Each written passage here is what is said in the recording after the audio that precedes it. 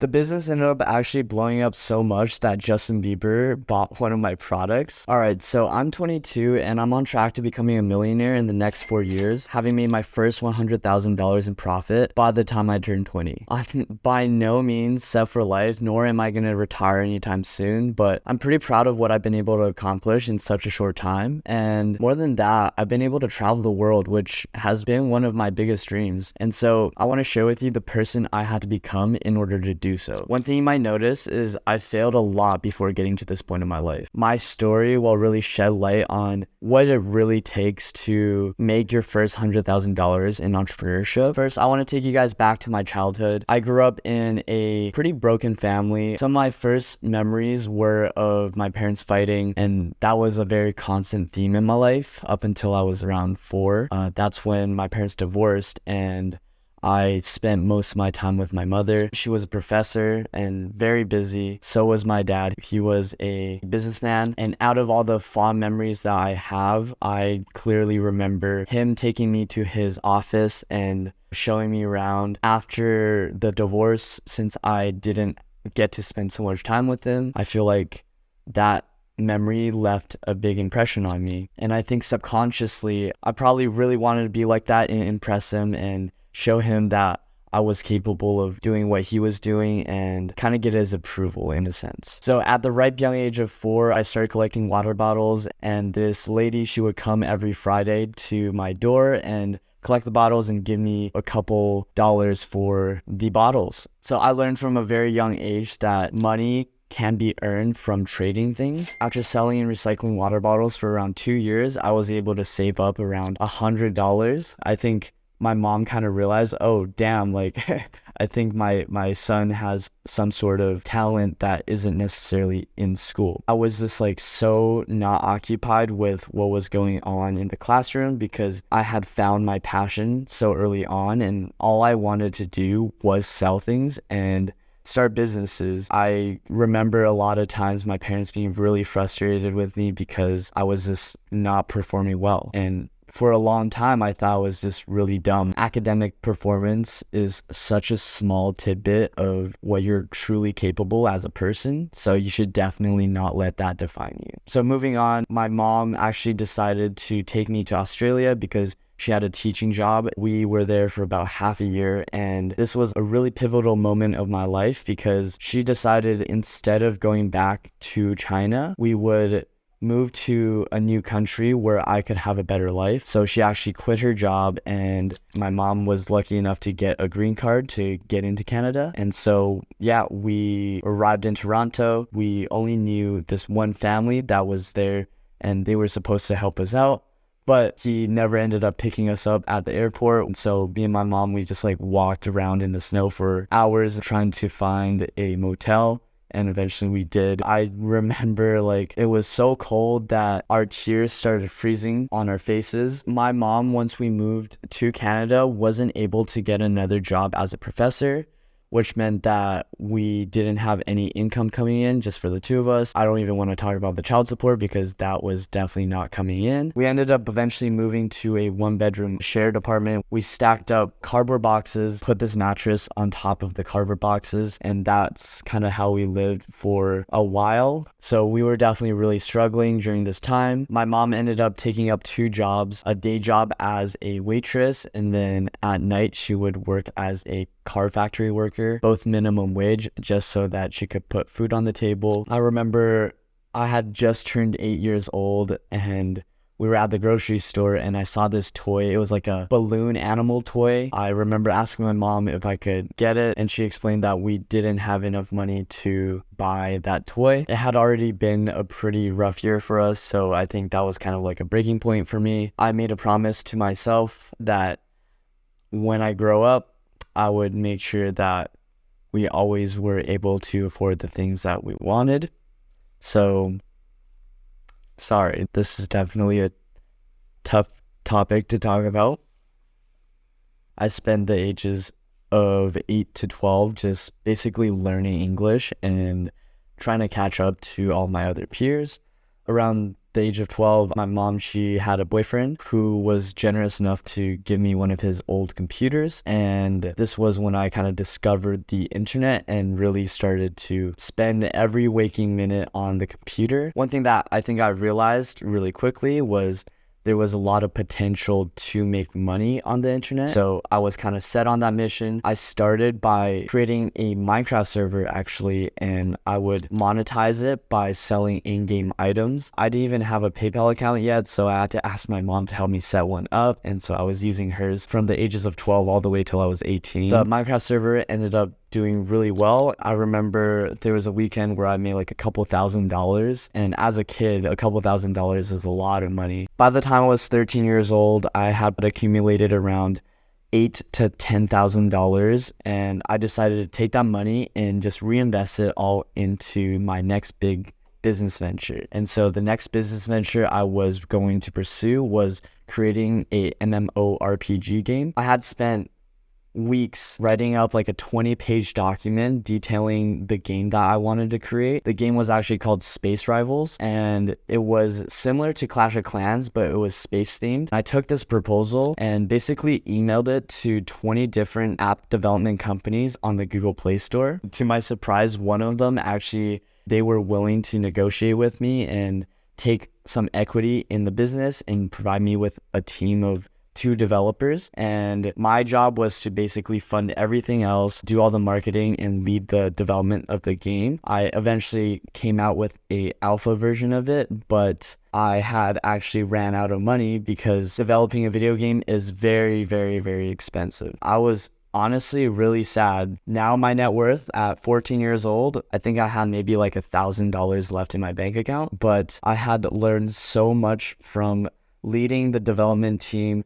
figure out budgeting, and really understanding the whole life cycle of developing a business. I was back to the drawing table. I started so many different businesses between the ages of 14 to 16. I started a cricket farm. I tried to start 2 or 3 more Minecraft servers. I just tried to start a skateboarding company. All of that failed, and by the end of that year, basically when I was 17 years old, I had only like $50 left in my bank account. I think for me, I just enjoy the process of starting all those businesses so much that I didn't really care that I lost money because I had learned so much every single time. One of the biggest things that I did take away from all of my failed businesses was that I was really lacking in my ability to market those businesses to people. I was able to build products with no problem, but the big issue really came down to me not being able to sell whatever I built to people. For example, my Minecraft server,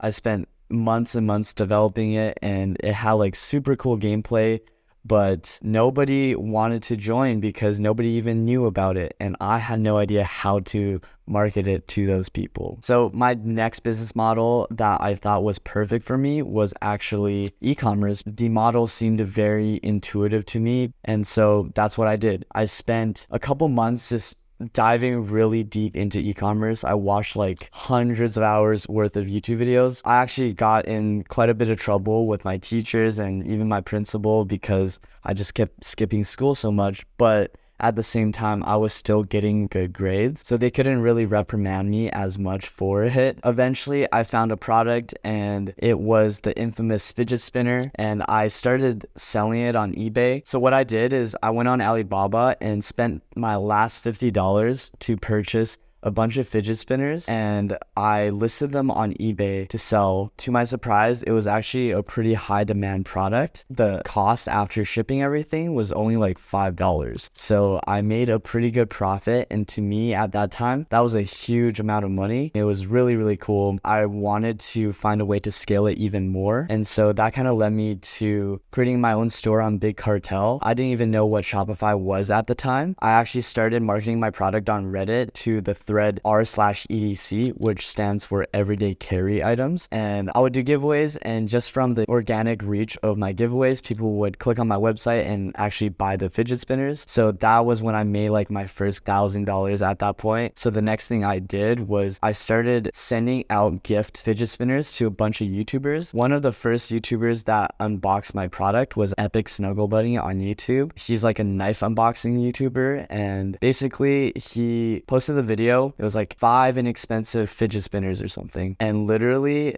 I kid you not, within the first day of that video launching, we made like $10,000 in revenue. And because I didn't spend any money on advertising, it was basically all profit. And that was super cool. I kept doing that process until the store was at around like $100,000 in revenue. So the new manufacturer actually sent out a bunch of really crappy fidget spinners to ShipBob, and ShipBob fulfilled them for me without checking. Obviously, like that's not their job. And we had to refund a bunch of customers. But regardless, after paying out taxes and everything, I think I had, definitely a couple $1,000s in my bank account. And this is when I headed off to college. So when I got to university, my first few quarters, I was definitely just exploring, trying to figure out where my place was at college. But very quickly, I came to realize entrepreneurship is 100% the thing that I want to do for the rest of my life. And so I actually started a club on campus called Manifest at UCI. I got to meet a bunch of really cool people, and we ended up starting a relatively successful club. And throughout this whole journey, I was telling everybody I knew about this thing called dropshipping that I had found out about. I just thought it was such a great business model, because with my previous business, I had a big issue with fulfillment. And so I was never really able to scale the business to the size I wanted to scale it to. So I spent the next couple months just grinding away, trying to find my next winning product. By this point, I definitely understood that I had to sell a product that was towards an audience that was extremely passionate. And I think I got really lucky, because my next product was the thing that helped me make my first $100,000. And that product was a Hypebeast figurine. I built out the website on Shopify, and I actually ran ads on this product using Facebook ads. I literally didn't even run a video. I just put a carousel ad. I think I put $50 in and made $250 back within the first day. So obviously it was highly profitable from the beginning. And so I kept scaling the budgets up. I was definitely a lot more nervous to scale my product up, because I had never scaled Facebook ads before. The business ended up actually blowing up so much that Justin Bieber bought one of my products. For some reason, I just started seeing all of these like Justin Bieber fan accounts following my Instagram, and it made me think, wait a second, why is that happening? So I searched in my following, and I saw that Justin Bieber himself was following our account, which was just like absolutely crazy. I actually ended up DMing him, asking him if he wanted one of the products. He replied saying that he had already bought something from my store. I was so hyped, because I didn't even think celebrities used Facebook or Instagram, but clearly that's not the case. And that's when I made my first $100,000 in profit. That's not the end of the story. I'll post another video on what happened afterwards. If there's anything I hope you guys take away from this video, is I think resilience is super important when it comes to entrepreneurship. And you really do need to get lucky sometimes in order to succeed. But also at the same time, if you stick in it long enough, you will get lucky. And once you do get lucky, that's when you can capitalize on your success and compound it. Between the ages of 20 to 22, which is where I'm at now, there's been even more growth. I'll make a separate video discussing that, because I think going from 0 to 1 is actually harder than going from 1 to 100. But yeah, that was basically my story, you guys.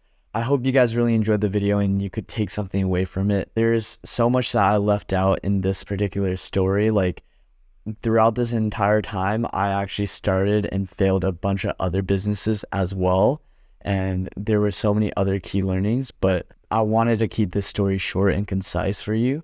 But if you guys want to hear more about the other brands that I scaled to 6 or 7 figures, I'd love to talk about it. If you guys enjoyed the video and could relate to it, please leave a comment below and share the love, leave a like.